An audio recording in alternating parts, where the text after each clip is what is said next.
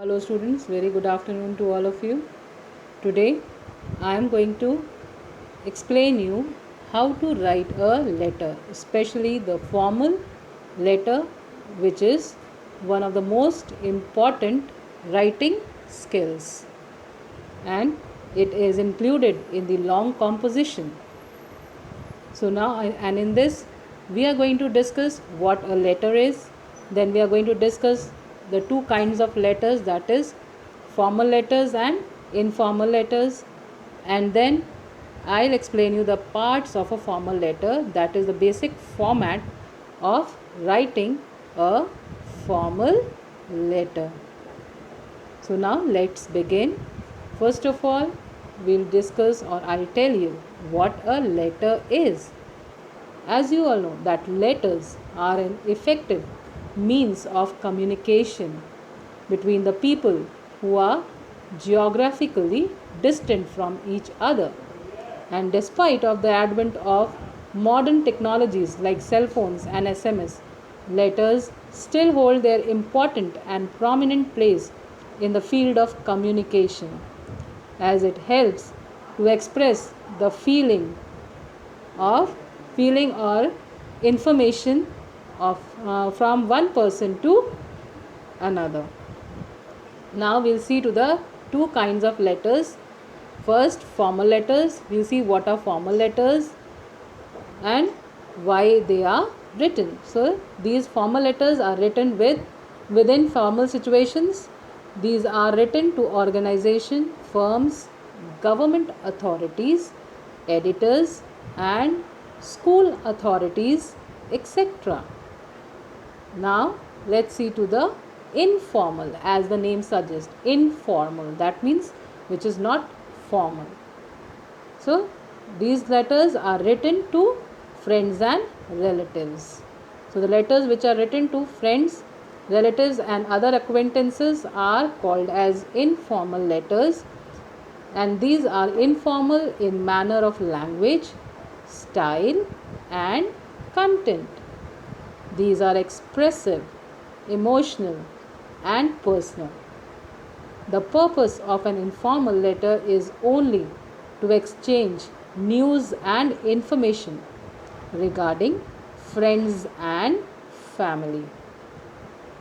Now let's see to the parts of a formal letter, or say the format of writing a formal letter. So the main parts of formal letter are: first, the sender's address, which is written on the top, which comes first on the left hand side corner. Then comes the date when we are writing the letter.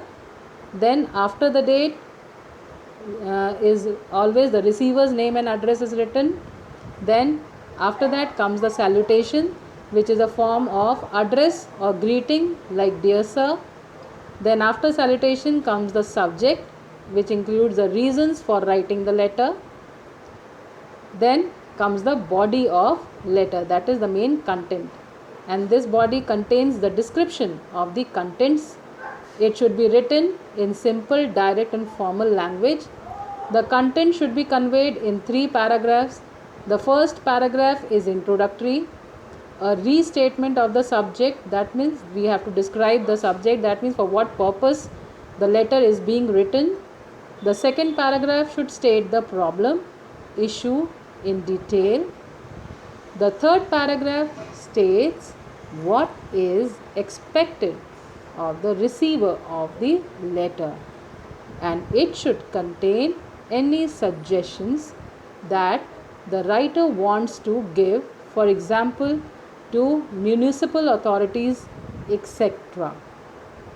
So the main important thing in writing a letter, that is the main content of the letter, should consist of or should have 3 paragraphs.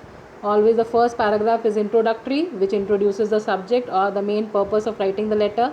Second, the problems created by that, and the third is the suggestion and the steps to be taken by the authorities, etc.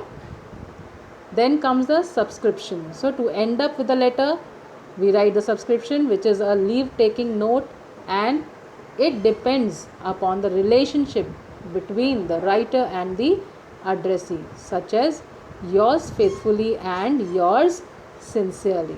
Then after writing yours faithfully and yours sincerely comes the signature and the name of a person who is writing a letter. So signature of a person and full name who has written the letter in capital letters with signature comes in the end. Now let's see to the first kind of letter, that is letter to the editor. So we'll see to the format. Format is same as I told you. First of all comes the on top left hand side corner comes the sender's address, and if the sender's address is not given in the question, then you'll write examination hall. Then after leaving one line comes the date, and the date should be written completely like the date of today. For example, 7th July 2020, it should be written completely like this, and it should not be written as 7/7/2020. Then comes the address of the receiver, that is you are writing a letter to the editor. So first we'll write the editor, then below it we'll write the name of the newspaper, and then the place where it belongs to, that is New Delhi, etc. Then after the receiver's address comes the salutation, that is dear sir or dear madam, and we do not put comma after it, or we can write sir or madam also. This is the kind we have to address to the person whom we are writing a letter to.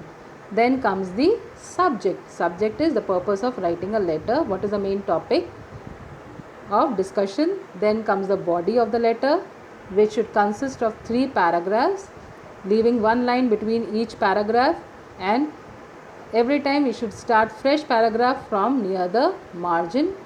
Then in the end, on the left hand side corner, we will write the subscription, that is yours faithfully. Then below it comes the name of a person who is writing a letter, and then above the name comes the signature.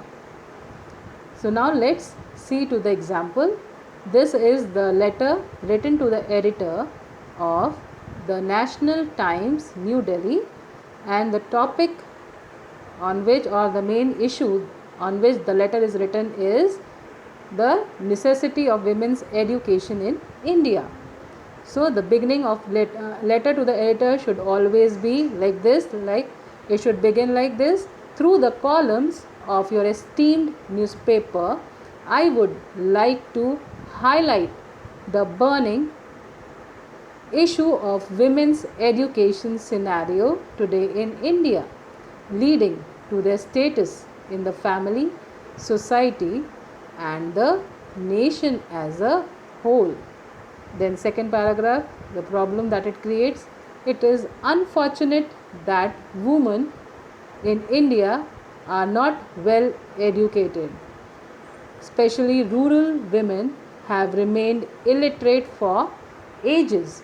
Despite literacy campaigns in the villages, the female children's education is neglected due to parents' lack of understanding or lackadaisical attitude towards them.